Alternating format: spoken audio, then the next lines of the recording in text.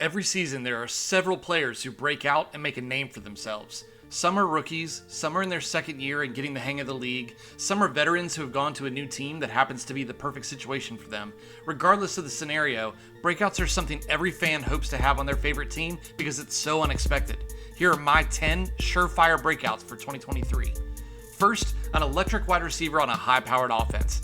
He was already a 1,000-yard receiver last season, but it feels like he's ready to take another big leap forward. Devonte Smith is one of the fastest receivers in the league with a high-level ability to gain extra yards after the catch. He took several wide receiver screens for big gains last season. Perhaps the greatest reason for him being ready for a breakout is the insane success of his teammate A.J. Brown last season. It was already known how great Brown was before last year, but he had one of the best years for any wide receiver and will surely gain extra defensive attention because of it. And when Smith gets single coverage week after week, he's got a really good quarterback who can get him the ball to do his damage. I think he'll hit 1,300 yards and double-digit touchdowns, but he won't make the biggest jump out of wide receivers this year. That's going to be Cadarius Tony on the Kansas City Chiefs. Tony arrived mid-season last year in a trade from the New York Giants, and it didn't take long for him to make some impact plays. He only had 14 catches, but that resulted in 170 yards and 2 touchdowns. Look for Tony to become the number 2 target for Mahomes and to get a ton of opportunity in the screen game as well as out of the backfield. They recognize his talent and will make it a point to give him the ball on a regular basis. I really like his elite speed, but also, Tony is just incredibly tough. For his size, he isn't afraid to be physical at the catch point, and a big year is in order for Cadarius.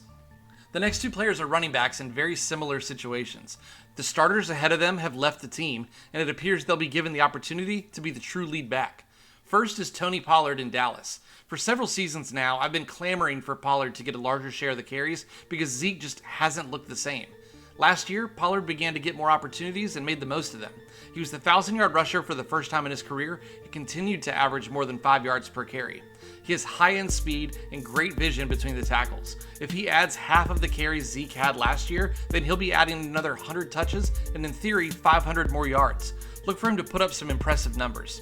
The other running back is of course Alexander Mattison. With the departure of Dalvin Cook, the runway is open for Mattison to take off. He has great speed and runs with great pad level.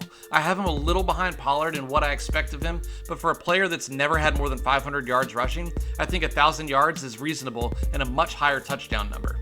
He's also on an elite offense and will easily triple his touches from last season. I believe he'll make the most of the opportunity and break out in 2023. Over to the defensive side of the ball really quick, I really like a pair of third-year pass rushers to eclipse 10 sacks next season and do it alongside some future Hall of Famers. First, in Buffalo, we have Greg Russo.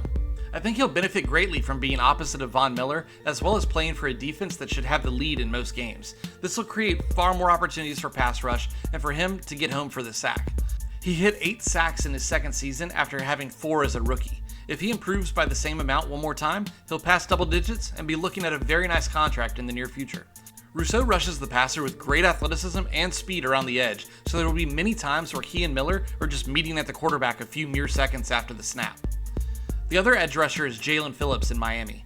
He and a fully healthy Bradley Chubb should wreak havoc for offensive lines. Phillips is an outside linebacker in the Miami scheme, but is going forward 9 times out of 10. At 6'5", he has great length to knock down passes and be a nuisance for opposing quarterbacks. He's already had seasons with 8 and 7 sacks, so 10 just doesn't seem that far out of reach. One more offseason to work on his strength and pass rush moves alongside a great player like Chubb should have him finishing the play more often and putting up some numbers. My only rookie on this list is one that I think is going to come in and put himself in the top 5 at his position immediately. Bajan Robinson is the best running back prospect we've seen since Saquon Barkley was a rookie, and we all remember how that went.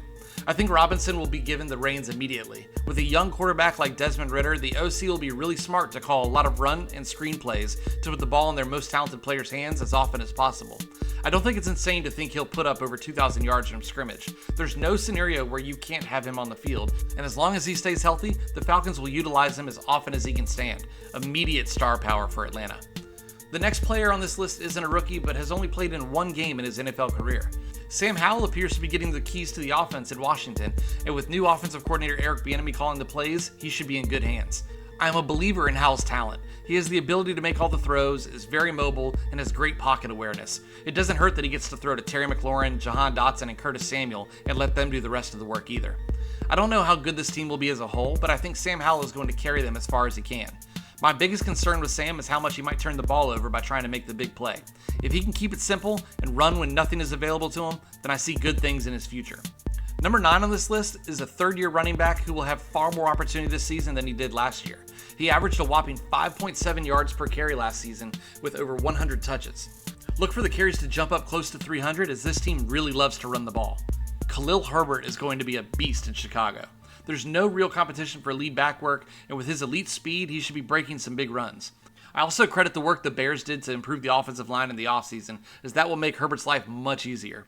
If he can get a decent share of the goal line carries as well, then he should be a fantasy football dream. And the last player I want to talk about is coming from a team that already has one player on this list. Believe it or not, I'm going to mention 2 players from the Falcons offense. I think this is the year that Kyle Pitts finally lives up to his potential. Ritter seems to really like throwing to his top guys, and Pitt wasn't healthy when Ritter got his opportunity last season, but look what Drake London was able to do in receiving passes from Ritter. It gives me hope that Pitts will do the same thing and create a two-headed monster for the Falcons. I think he crosses 1,000 yards like he did his rookie season, but finally gets the red zone targets he deserves to cross the 10 touchdown mark.